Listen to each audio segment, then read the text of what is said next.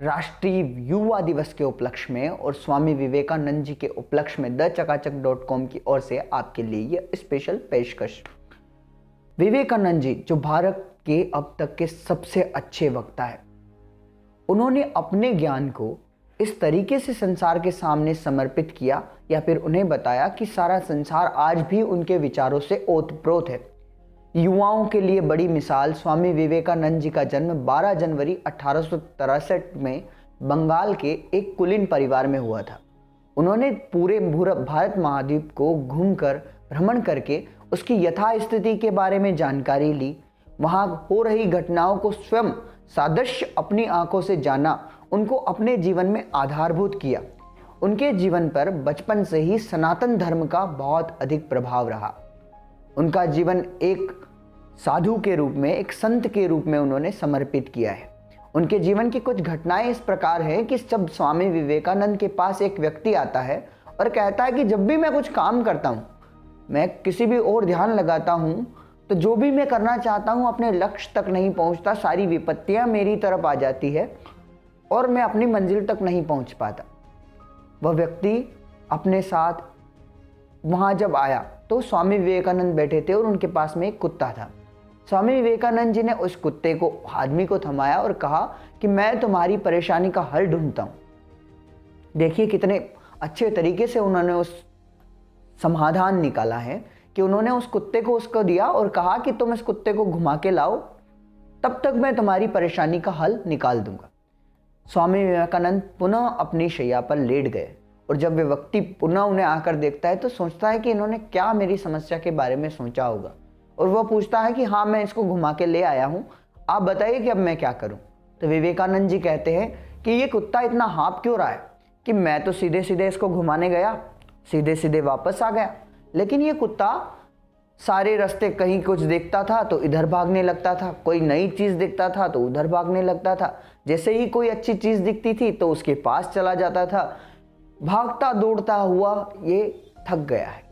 तो विवेकानंद जी ने कहा कि ध्यान लगाओ, तुम्हारी मंजिल सामने है, तुम्हारा रास्ता सामने है, लेकिन कोई दूसरी चीज़ नज़र आती है, तुम मोहित हो जाते हो, तुम्हारा मन भटक जाता है, तुम उसकी तरफ भागने लगते हो। यही वजह है कि तुम हाँपने लगे हो जीवन में। तुम अपनी मंजिल की ओर चलो, अपना ध्यान केंद्रित करो। ऐसा ही एक और वाकया विवेकानंद जी के साथ जब हुआ कि वह एक सभा में जब अपने व्यक्तित्व के द्वारा, विवेकानंद जी का व्यक्तित्व ऐसा था कि जो उन्हें देख ले मंत्रमुग्ध हो जाए, जो उन्हें सुन ले वह उनकी ओर आकर्षित हो जाए। विवेकानंद जी एक संत पुरुष थे जो हमेशा ब्रह्मचर्य का पालन करते थे। एक वक्त उनके व्याख्यान को सुनकर एक महिला अमेरिका में उनसे प्रसन्न हो गई और चाहती थी कि विवेकानंद जी से मेरी शादी हो ताकि मेरे पुत्र भी इतने संस्कारवान और सौभाग्यशाली हों। तो उन्होंने जाकर विवेकानंद जी से कहा कि मैं आपसे बहुत ही मंत्रमुग्ध हूँ, मैं आपको पसंद करती हूँ, मेरा प्रेम आपको समर्पित है और मैं आपसे शादी करना चाहती हूँ। विवेकानंद जी ने बड़ी शांति से पूछा कि आपने ऐसा क्या चाहा या आपने क्या देखा जो आप हमसे शादी करना चाहते हैं। विवेकानंद जी ने कहा मैं कि संत आदमी हूँ, मैं शादी नहीं कर सकता। तो महिला ने कहा कि मैं चाहती हूँ कि मेरे पुत्र भी आपकी तरह संस्कारी हों। विवेकानंद जी ने नारी का इतना सम्मान करते थे कि उन्होंने कहा कि मैं तो संत आदमी हूँ, शादी नहीं कर सकता, लेकिन आप मुझे अपना पुत्र बना लीजिए, इससे आपकी और हमारी दोनों की समस्याएं समाधान हो जाएगी। मुझे भी माता का प्यार मिलेगा और आपको भी मेरे जितना संस्कारी पुत्र मिल जाएगा। इतना अच्छा दृष्टिकोण जीवन को कितना सुलभ बना देता है।